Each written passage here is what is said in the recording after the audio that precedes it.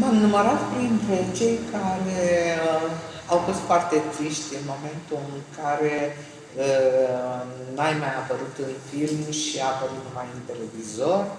Mie, părându-mi se că televizorul este o capcană pentru orice actor bun și pentru o carieră, mai ales o carieră emergentă, care a debutat atât de strălucit ca a ta. Și mi-am zis, o fi ea o capcană rentabilă, zic unii, dar ar fi bine să revină în cinema. Și iată că lucrul se petrece și eu sunt foarte mulțumită. Spune-mi, cum vezi acest parcurs? Cinema, televiziune, cinema?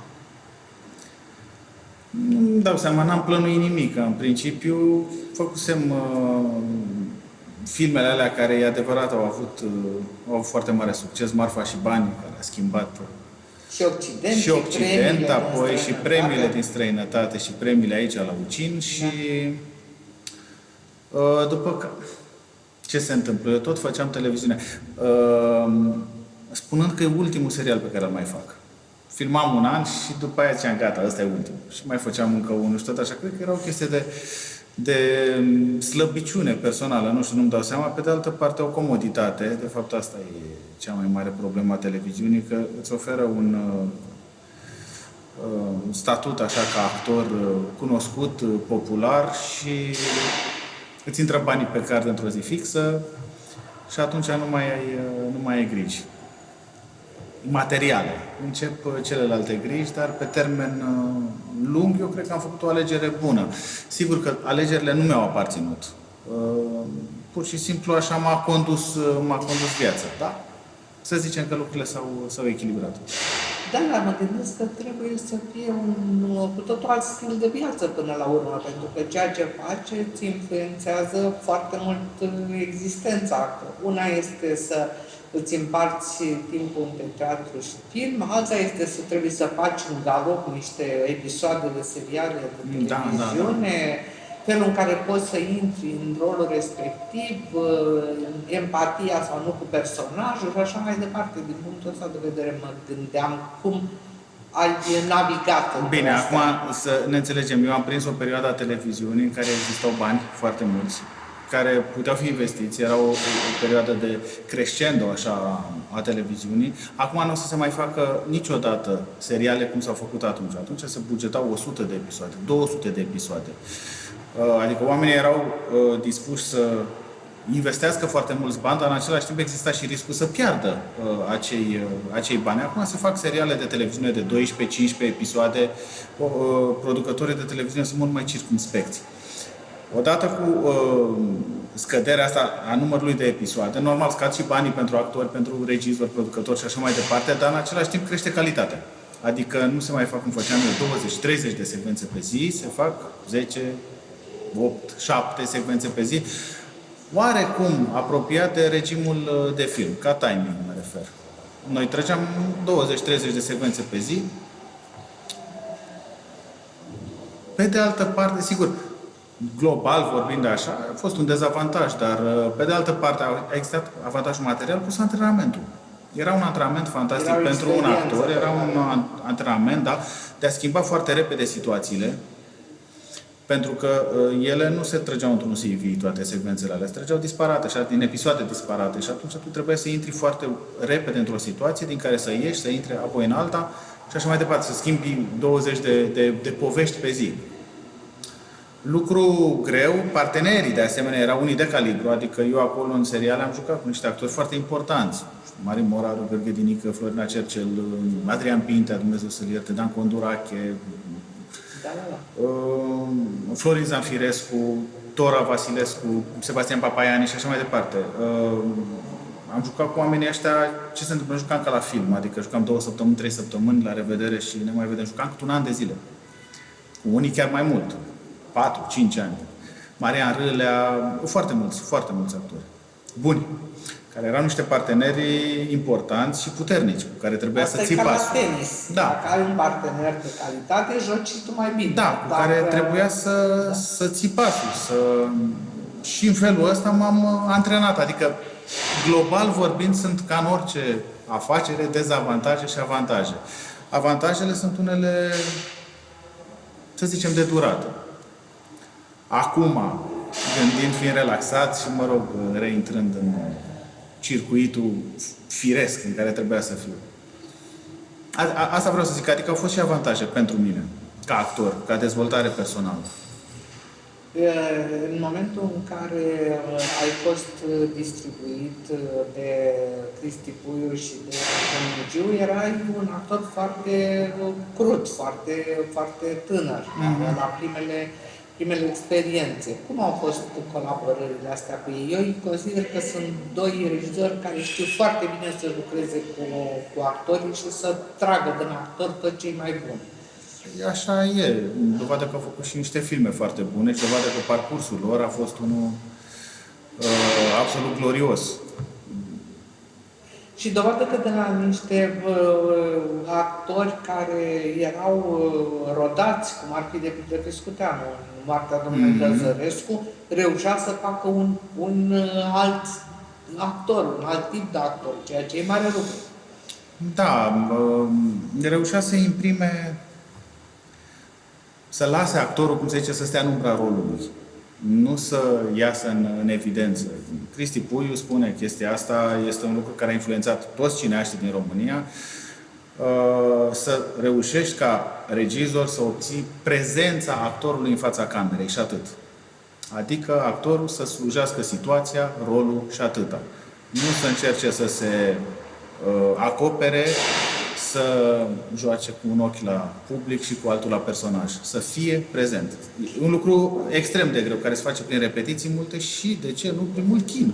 Asta întrebam, nu este oarecum frustrant pentru un actor că e tot timpul ținut în hățuri? E visul oricărui actor. Nu se poate să fii ținut în hățuri, dar libertatea ta interioară ajunge să fie una fantastică. Sunt momente, mulțumim lui Dumnezeu, în care eu am trăit astfel de momente, în care nu mai contează nimic în afară de personajul, în afară de situația aia. Astea sunt momentele de aur pentru orice fel de actor. Restul este meserie. Mai ai un truc, ai farmec, mai vorbești frumos, mai faci cu ochiul, mai nu știu, și așa mai departe. Dar pentru orice actor care se respectă, momentele alea în care lucrurile nu mai contează. Ești prezent și atâta. Tu spui niște vorbe și trăiești în fața camerei, alea sunt momentele de aur, momentele la care orice actor se raportează. Asta te fac un actor mai bun sau mai slab, cu cât joci mai bine situația. Adică cu cât regizorul își cere ceva și tu reușești să joci cât mai cristalin acel ceva. Și atunci va spune, uite ce actor talentat, a făcut ceea ce i-am cerut. Zi-mă, nu te mai uita așa că ești la el, zici, știai sau nu știi? Ca să ai grijă de geantă. Și tu ce pula mea faci? Te duci să ți-ai înghețată? Cum e, mă, posibil, mă, așa ceva, mă? Cum e posibil așa ceva, că-mi bag pula? Ia putolește-te, mă. Gata, a greșit, ce vrei, să iei capul? Ești Ovidiu, nu? Da. Dă-mi coace. Gent, dă-mi coace.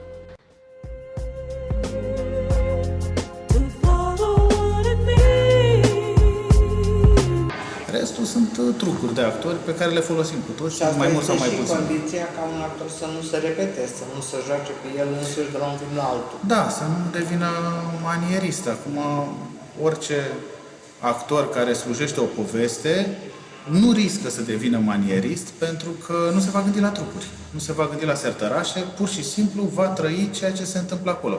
Numai că tu, într-o astfel de situație, depinzi foarte mult de regizor, de parteneri, de starea de spirit a echipei și așa mai departe. Astea sunt considerate, să zic așa, evenimente în viața unui actor. Nu trăiești la toate filmele lucrul ăsta și de-aia ne și raportăm la niște oameni punctual.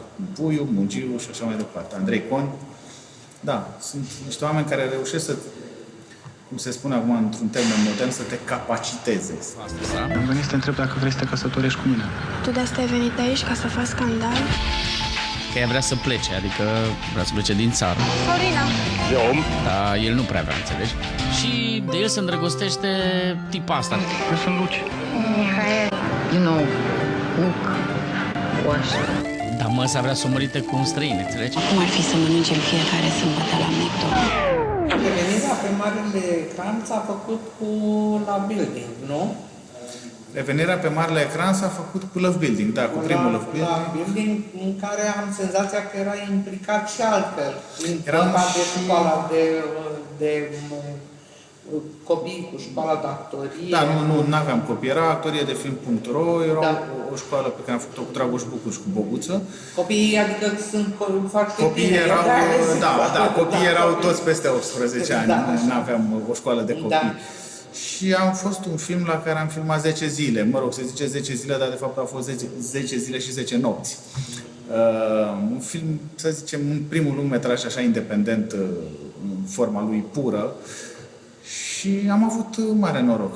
Am găsit un distribuitor printr-o În primul rând, ar trebui foarte mult entuziasm până la noroc. entuziasm. Să te pornești într-o asemenea aventură, trebuie să ai entuziasm și să ai încredere că o să reușești. Da, entuziasm și fie vorba între noi faptul că am întâlnit-o pe Iulia Rugină, care ne-a împărtășit entuziasmul, poate chiar l-a potențat și e o regizoare excelentă și un om foarte îndrăgostit de cinema. Mâna sus, cine își amintește cu nostalgie de prima întâlnire? Chiar voi cum invitați o fată la întâlnire? Cred că îi spui pur și simplu că ai vrea să o mai vezi. Oricum știu ce e tare, că vii aici să rezolvi relații. Nu? Dacă ți atragi cuvărătul, e incest? Gândiți-vă la prima dată când ați sărutat persoana de lângă voi. Nu zice nimeni că e simplu, dar oricum e mai simplu decât stai să vorbești cu partenerul despre probleme. Se pare că sunt gay? Am avut noroc că filmul ăla a reușit să pătrundă în lumea asta a filmelor, să zicem, cu buget bine stabilit. Cred Și că să e facă și nevoie, spectatori. cred că e nevoie de asemenea comedii bine făcute, fără să fie capodopere, dar care să atragă Da. publicul. Și așa s-a născut și partea a doua.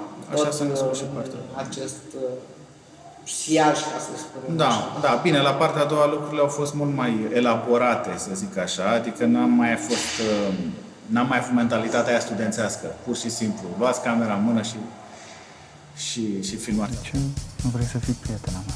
Zi, de ce nu vrei? Ești fraieră. Alexandra și Dan au decis să părăsească Love Building. Ce înseamnă horny? E de la Horn, ăla pe care coboră Moș Crăciun. My name is Steven Anderson, and I'm the corporate owner of Love Building. So I have decided to close it. Cred că e tare să stai în ăsta și să ningă. Apropo de asta, când eram la Marfa și Banii, era domnul Ghibu. Acolo nu era chiar operatorul filmului, era acolo, în echipa de filmare. Și îi plăcea foarte tare modul de a filma lui Puiu. Și zicea, copii, e perfect, luați camera în mână și filmați, e foarte bine. Ceea ce el n-a făcut. Ceea ce el, da, era absolut fascinat de modul direct al lui Puiu de a filma. El care are o imagine atât de elaborată Da, și da. limita calofiliei. Da, și iar așa. pentru noi era o încredere fantastică, așa, și da, ne dădea elan. Te afli în fața a două premiere. Filme grele, nu, sau, mă rog, serioase, Da. importante. București non-stop și Acasă la tată. Da, în ordine, cred că vine Acasă la tata și București non-stop. Cred că da, eu nu știu exact cum sunt premiere. Și două roluri diferite, zic eu, pe care, mă rog, pe câte știu eu, Acasă la tata a avut un parcurs mai lung, a fost elaborat mai de mult. Da, am filmat acum 2 ani și ceva. Da, da. Da, cred că și... Toamna lui 2012, cred. Da, și să știți că ăsta l-am făcut în vara următoare, adică nici ăsta nu e foarte Da. nou. Au ieșit acum la public. Da, nu cunosc etapele prin care au trecut filmele astea și, mă rog, travaliul. Nu, mă referam numai din punct de vedere actoricesc, adică nu s-au suprapus, ai putut să-i prăvești un rol, să-l concepi și pe urmă l-ai avut pe celălalt. Da, așa a fost, da. Da. Acasă la tata mi-a pornit la un scenariu foarte interesant și faptul că prilejuia acele relații umane, acea atmosferă. Cum te-ai simțit în rolul ăsta? Păi, în primul rând era un scenariu destul de faimos, pentru că se făcuse o piesă de teatru și nu de oricine, ci de Alexandru Dabija, făcuse o piesă la Act, care se juca cu succes. Eu am citit scenariul, mi-a plăcut foarte mult. E un scenariu scris de un actor, de Mimi Brănescu, și e cu niște, cum să spun, vorbe foarte aparent ușor de livrat, dar în același timp cu esență, așa, cu miez. Scenariu greu, de fapt, dacă stai să-l iei la bani mărunți. Pentru că acțiunea se întâmplă în 24 de ore și este totul foarte intens. Iar personajul Robert, care vine acasă la tatălui, chiar dacă în aparență, mă rog, are niște certuri sau niște iubiri cu ceilalți oameni, e destul de măcinat interior, să zicem așa. Ori ăștia săraci sunt mai greu de jucat, mai greu de apucat. Bă, ce bine pare că te văd. Hai să trăiești. Și mie prostie. Ce prost ești. Scriitorule, încă tu ești pixul tău, că ești celebră acum. Gata, mergem la mine. Băi, nu merg la nevastă ta, e obosită, femeia are copii, mai venim noi pe capul ei. Nevastă mea e ca sora mea, mă, n-ai tu treabă. Băi.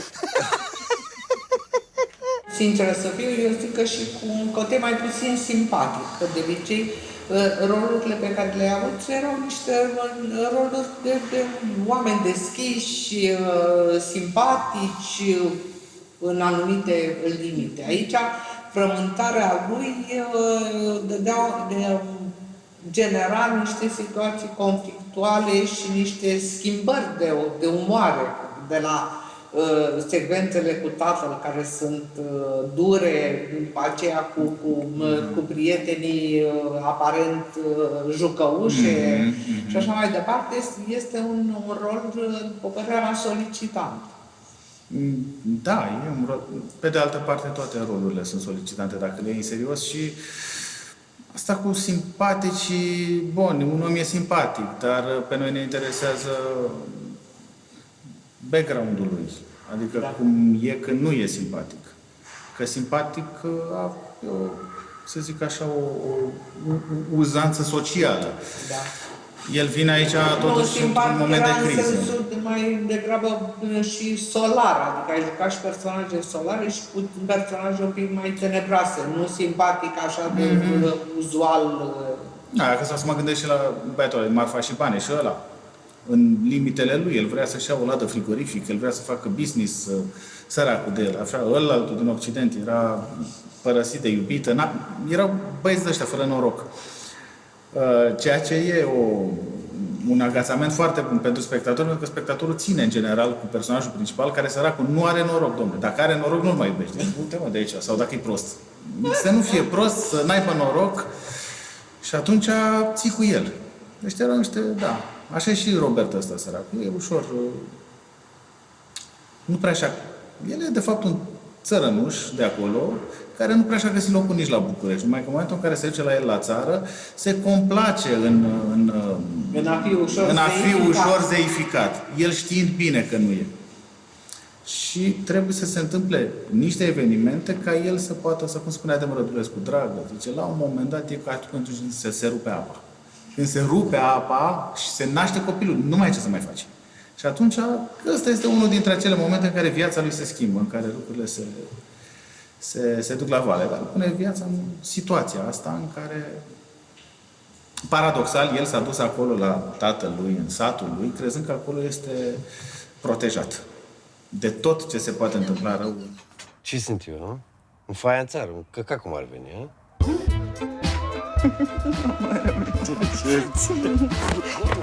Ce-ai cu el, mă?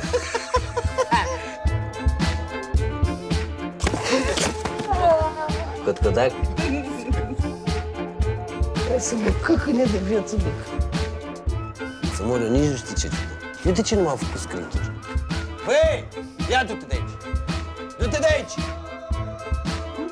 Eu când am citit prima oară scenariul, am avut senzația că personajul ăsta se ducea la țară chiar cu gândul de a rămâne acolo. Cred că nu știa prea bine ce să facă. Pe de altă parte, nici acolo nu putea să rămână. Pentru că... Nu avea niciun rost. N-avea niciun rost. Și era rupt, adică era rupt, da. Era într-un no man's land. Da, nu mai fix aparținea între două nici lumi. colo, nici colo. Da, fix între două lumi. Da. Plus că în momentul în care tu ajungi să locuiești acolo,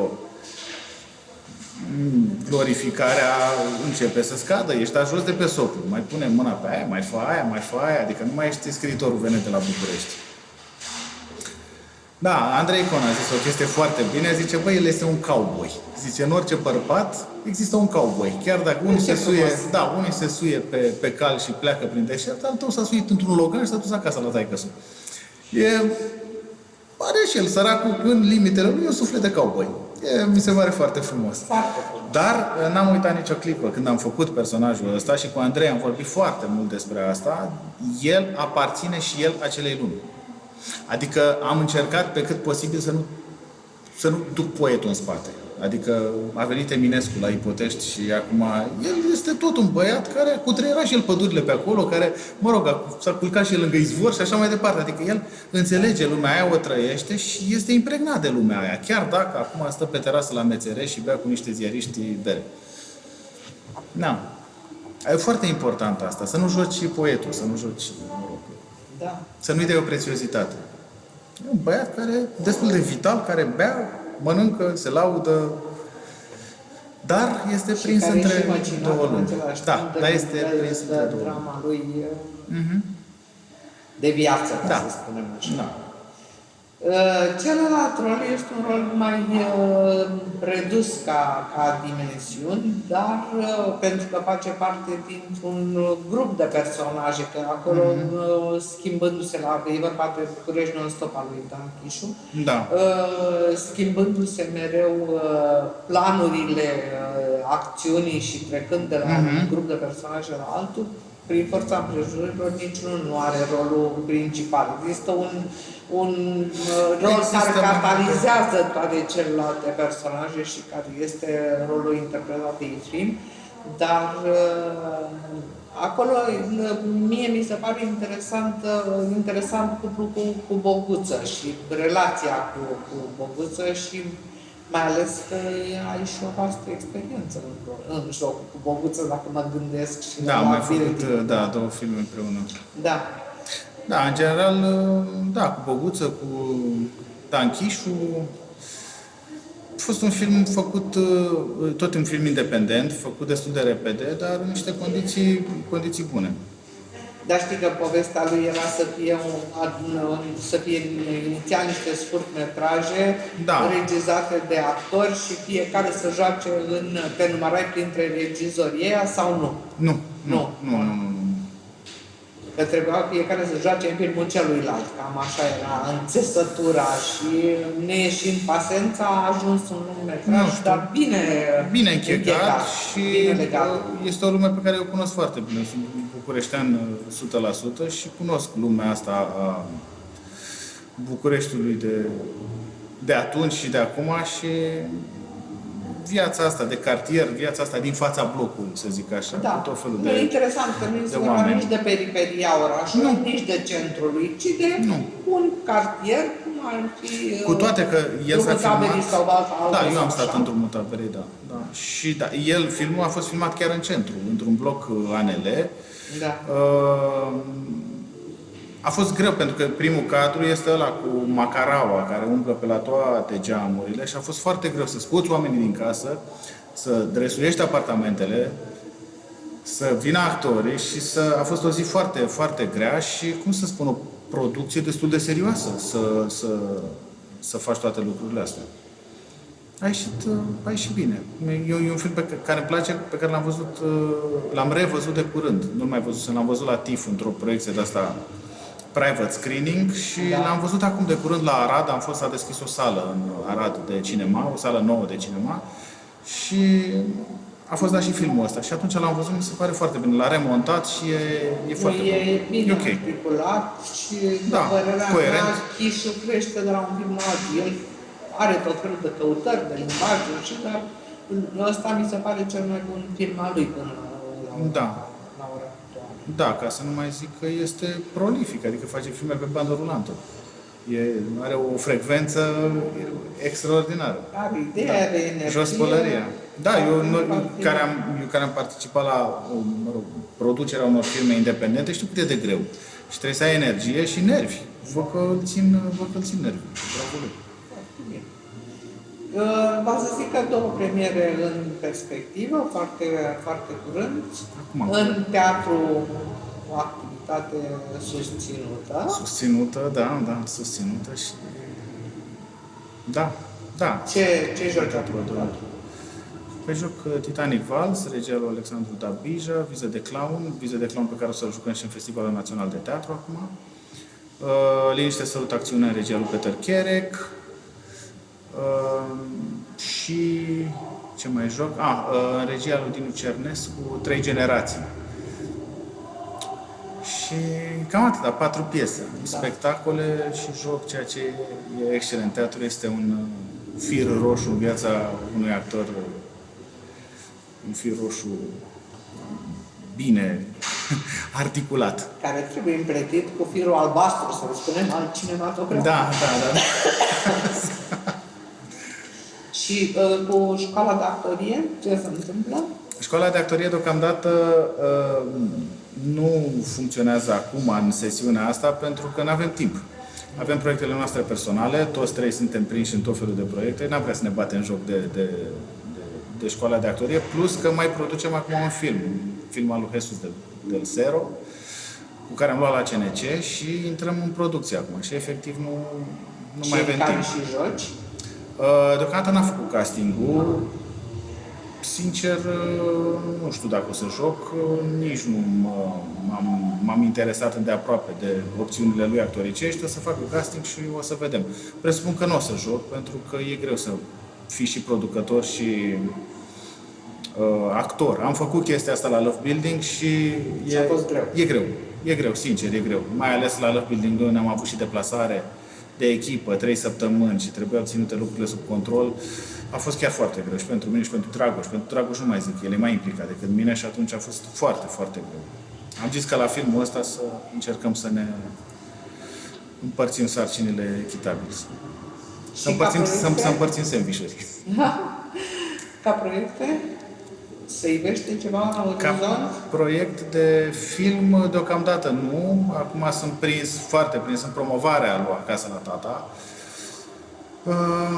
Viața mea se leagă în mare parte de Teatrul Odeon și de proiectele care apar acolo la teatru. Cred că lucrurile au revenit la normă de vreo câțiva ani, adică sunt un actor de teatru care face și filme. Mi se pare rețeta ideală, varianta ideală. Eu sunt convinsă și sunt foarte mulțumită. Eu personal sunt fericită că ai revenit, ai coborât de pe micul ecran. Am coborât, da, nici n-am mai apărut la televizor de foarte mult timp. N-a fost o chestie voită, pur și simplu așa s-a întâmplat. Probabil Dumnezeu a aranjat lucrurile foarte bine. Foarte bine, pentru că fix în momentul în care s-a terminat cu serialele, am primit și propunerea de a juca în spectacolul Peter Cherec, spectacol care ușor m-a dus către Teatrul Odeon și am făcut și Acasă la Tata. Deci am o viață foarte, foarte bună, foarte bună. Cred că e o chestie de destin.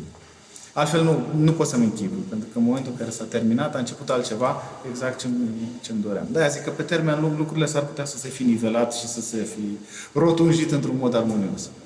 Cine știe.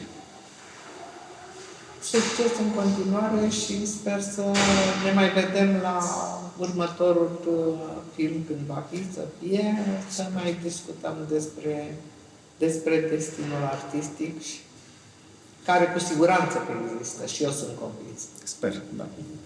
Mulțumesc. Și eu mulțumesc.